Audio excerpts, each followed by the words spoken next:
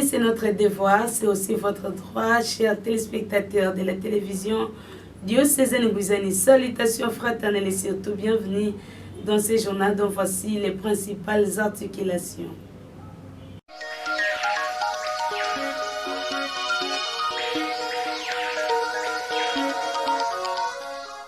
La deuxième phase de la campagne de vaccination contre la poliovirus débute le samedi 21 octobre 2023 dans la zone de santé de Boma. L'ancien député national élu du Congo central, Némoanda Nsembi, est décédé à l'âge de 77 ans dans la matinée du mercredi 18 octobre 2023 à Kinshasa, la capitale. Encore une fois, mesdames et messieurs, bienvenue dans ce journal et surtout, merci de rester avec nous. À l'Église catholique, le mois d'octobre est dédié à la Sainte Vierge Marie, Mère de Jésus. Au diocèse de Boma, les chorales de différentes paroisses sont conviés à exécuter les chants mariales. Et sachez donc à ce sujet que le sponsor officiel de cette activité religieuse est Jean Cornelis Mbilou Vela. Nous vous proposons de les suivre.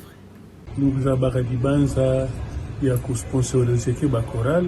Bidi na bako kakufana na volonté ya kuimbila betu salaka on Noël betu salaka on Pâques mula kaka en principe il faut betu salabe na ni na octobre na mois de Marie tumeza ba mois de Marie na tama betu betu wanda bana fioti na période ya ba be mbadu kwalo baba na imbila mingi ba miimbo Maria wanda imbila mingi ba miimbo Maria na ba période ya mais depuis un certain temps mambo ya mezimbanaka Mukuwaka que RTDN qui a organisé concert à Chanteau Marie, mais il faut Mutula Maboko, il dit na bakora le nyonso koka ku participer.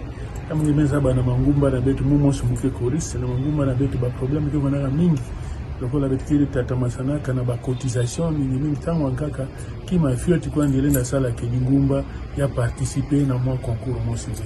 Ya mutu baka samweti bato bika zanga bakorale bika zanga koyimbila mbote mutula uliboko pidina ba nyonso bavana na chance ina ya ko participer na concert.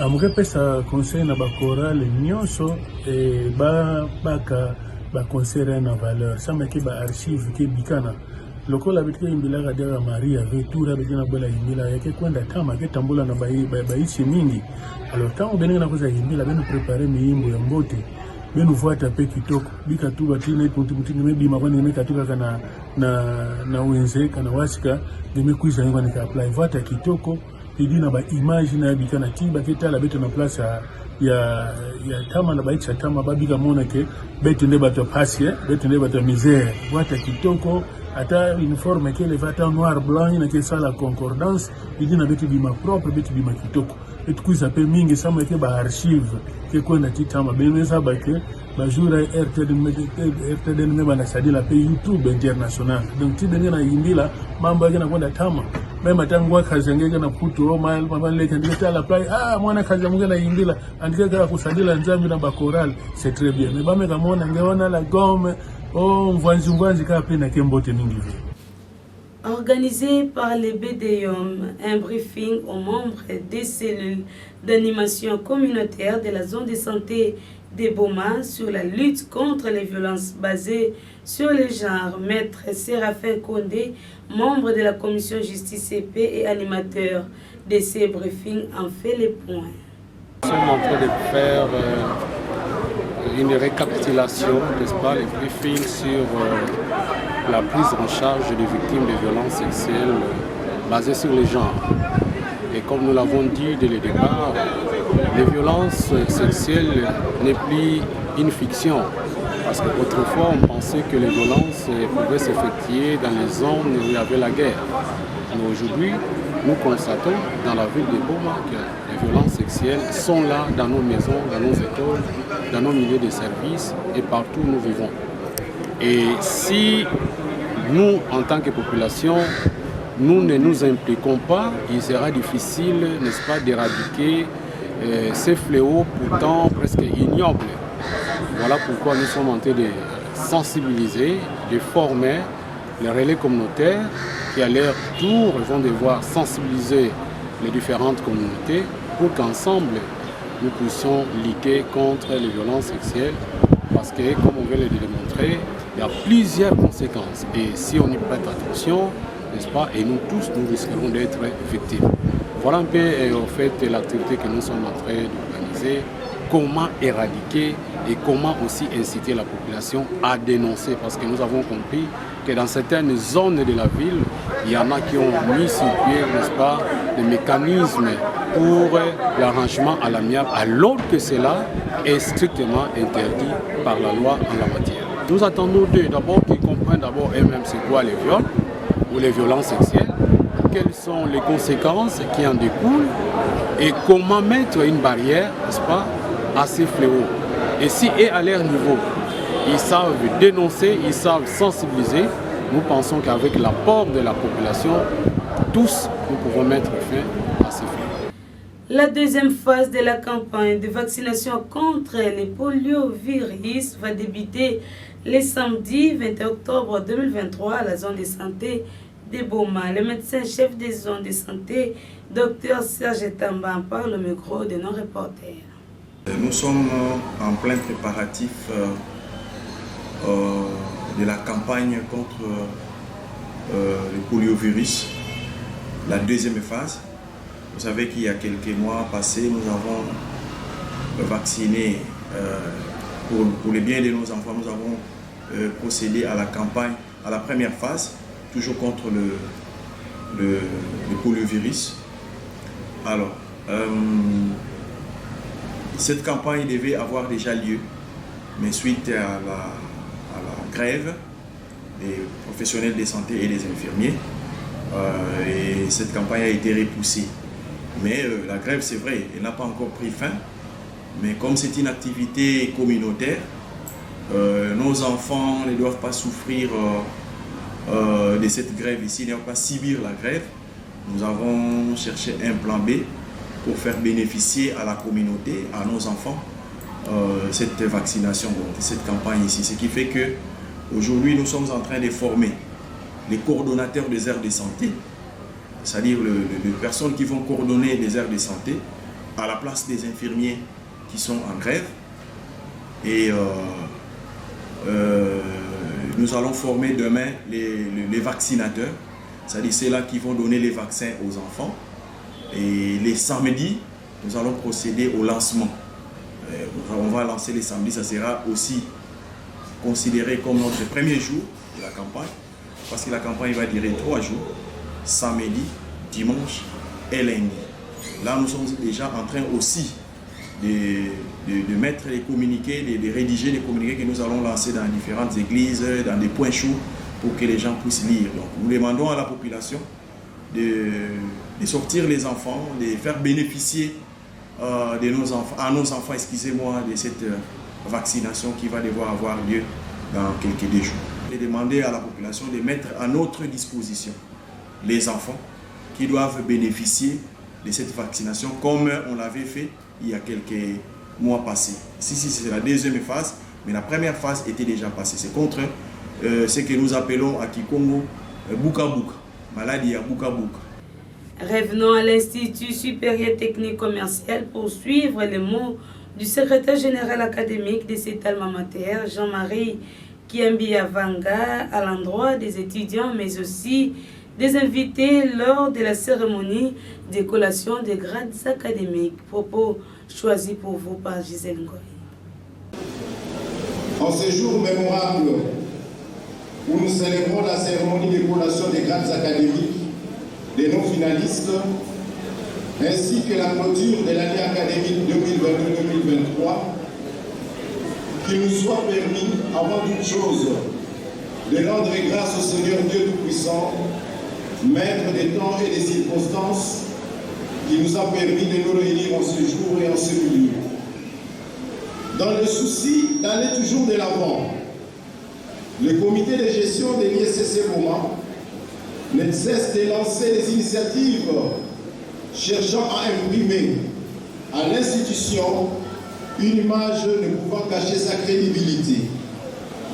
Ce souci étant de faire bénéficier à nos étudiants une formation et à la communauté les meilleurs fruits.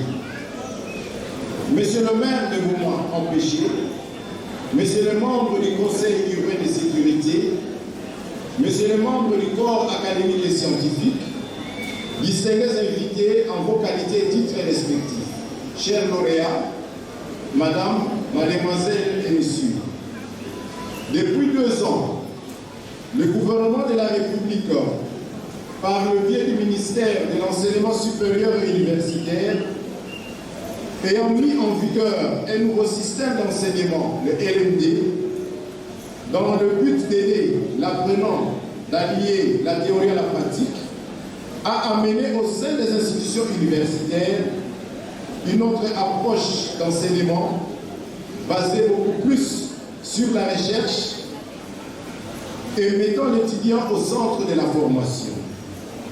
C'est dans ce cadre que l'utilisation des instruments de la nouvelle technologie s'avère indispensable. À cet égard, sommes-nous bien obligés d'appuyer l'État pour la pérennisation de ces systèmes qui met l'éducation et la formation de la jeunesse au même diapason que les autres nations du monde. Objectif que s'est fixé d'emblée le comité de gestion ainsi que le corps académique et scientifique de notre institution. À vous, nos lauréats, aujourd'hui reste un jour mémorable dans votre vie. Notre souhait est que vous puissiez vous intégrer comme il se doit dans le monde professionnel en y apportant en toute conscience le savoir appris durant votre formation universitaire. Au total, 30 étudiants ont défendu leurs travaux de fin de cycle et mémoire à l'université de Bouma-Inibo en sigle. C'était le mercredi 18 octobre dernier et la collation de grades académiques est prévue pour le samedi 21 octobre prochain. À la fin de défense, nos reporters ont tendu le micro à un étudiant et au secrétaire général administratif suivi. Nous venons de passer notre défense aujourd'hui. Là, à l'UNIBO, je suis dans le développement des milieux urbains. Notre orientation, c'est la gestion et l'administration des projets. C'est là où nous avons élaboré un travail que nous venons de défendre aujourd'hui. Et les amis sont encore là. Il a été question de parler sur une thématique beaucoup plus importante parce que la vie de l'homme, c'est le manger, le boire. Et nous avons pensé parler sur la faible production agricole dans le secteur de Boumabou qui aujourd'hui est en train de se manifester. Hier, Boumabou était le secteur qui aidait la ville de Boma par rapport aux denrées alimentaires, mais aujourd'hui, quand vous vous rendez, vous sentez que la production a sensiblement baissé par rapport aux enquêtes que nous avons menées sur le terrain. Et aujourd'hui, c'est une journée de joie parce que nous venons de couronner les efforts que nous avons consentis pendant 3 années à l'université. Et nous venons de présenter le travail. Il nous reste juste quelques jours pour que nous ayons notre collation qui se tiendra d'ici là le 21 de ce mois. Nous avons eu à recevoir en principe 30 étudiants qui devraient passer à cette épreuve. Mais compte tenu de certaines exigences scientifiques, il y a des gens qui sont de journée. Nous avons reçu 22 étudiants. Donc, il y a 8 qui vont passer en deuxième session. Nous sommes là pour cette épreuve. Nous avons 2 jurys. Il y a un jury ici et un autre jury dans notre salle. Nous avons organisé plusieurs facultés. Il y a ceux qui sont en informatique, d'autres qui sont en administration générale, il y a encore d'autres qui sont en gestion et aptitude de projet. Il y a ceux qui font l'administration et le management. Il y a également ceux qui font la gestion de l'environnement. Voilà un peu quelques facultés qui sont disponibles pour aujourd'hui.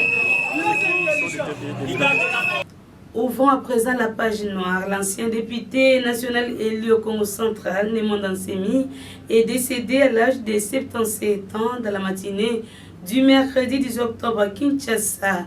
Le chef spirituel du secte Bundu Dia Congo et président du parti politique Bundu Dia Mayala était en réanimation au centre médical Nganda. Suivi. Le leader politico-religieux de Bundu Dia Mayala, Némanda Nsemi, est décédé ce mercredi 18 octobre à Kinshasa à l'âge de 77 ans, confirme des sources concordantes. Le chef de Bundu Dia Congo était frappé par un AVC depuis juillet dernier. C'est au centre médical Nganda où il était en réanimation qu'il est décédé. Némanda Nsemi était candidat député national à la circonscription électorale de Matadi. Après des déboires avec le régime de Joseph Kabila, il s'était rapproché de l'actuel président Félix Tshisekedi qui, selon certaines indiscrétions, assurait ses derniers soins d'hospitalisation. Pour sa petite histoire, Némanda Nsemi, ce qui signifie l'esprit créateur en Kikongo, et de son vrai nom, Zachary Badiengila, est né en 1946 dans le Congo central, est mort le 18 octobre 2023 à Kinshasa, est une personnalité politique et auteur de la République démocratique du Congo. Il est connu pour être le chef de file du mouvement politico-religieux Bundu Dia Congo. Que son âme repose en paix. Le chef de l'État, M. Étienne Tshisekedi, dit souvent le peuple d'abord. Et moi, j'étais tranquillement chez moi. Le peuple du Bas-Congo s'est réuni. Il a dit la province, ça ne marche pas. Or, nous savons que Némanda Nsemi, c'est un type sérieux. Il a été au Parlement. Il a été le seul député incorruptible du régime du président Mobutu, du président Kabila. Alors, le peuple Congo, vous m'entendez? Le peuple Congo a fait une pétition. Des milliers de pétitionnaires ont décidé que Némanda Nsemi puisse devenir le gouverneur du Congo central.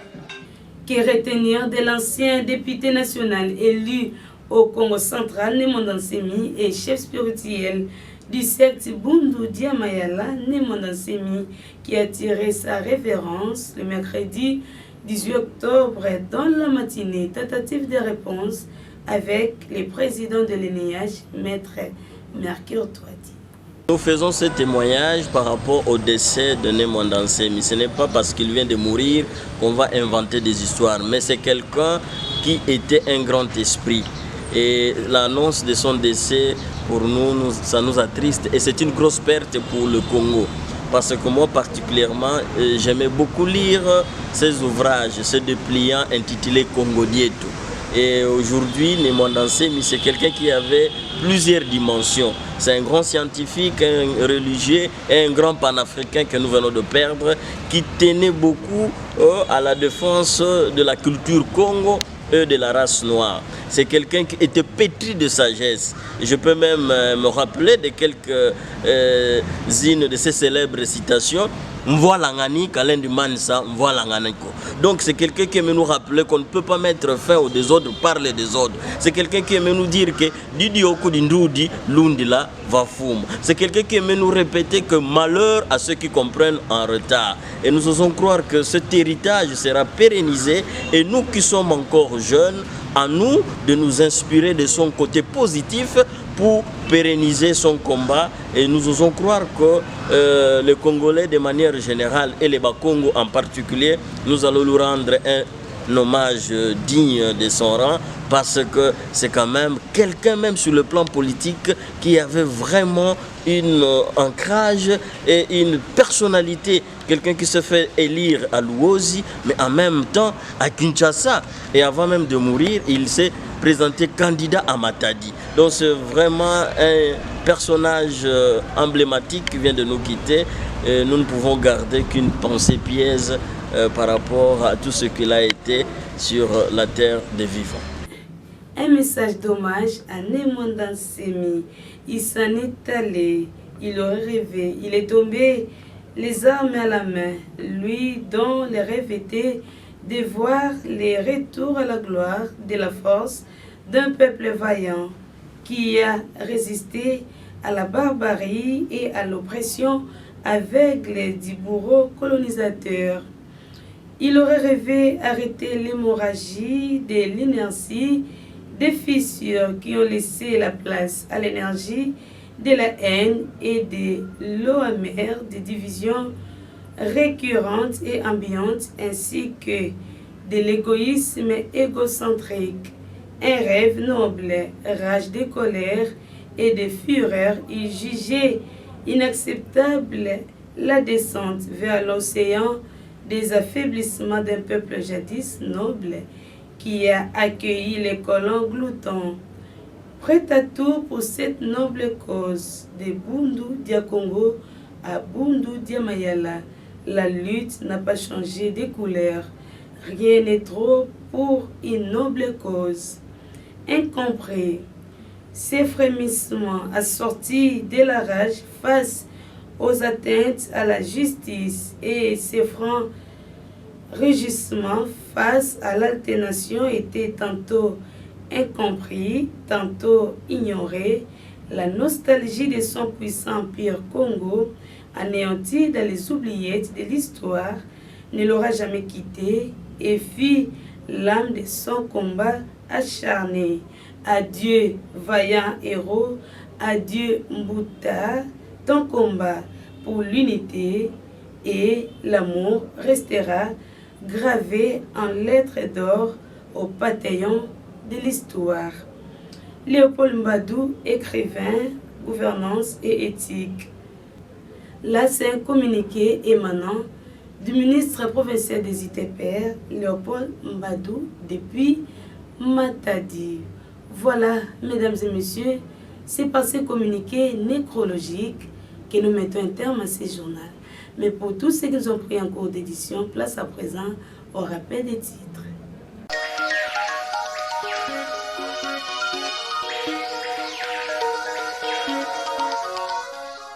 La deuxième phase de la campagne de vaccination contre la poliovirus débute le samedi 21 octobre 2023 dans la zone de santé de Boma.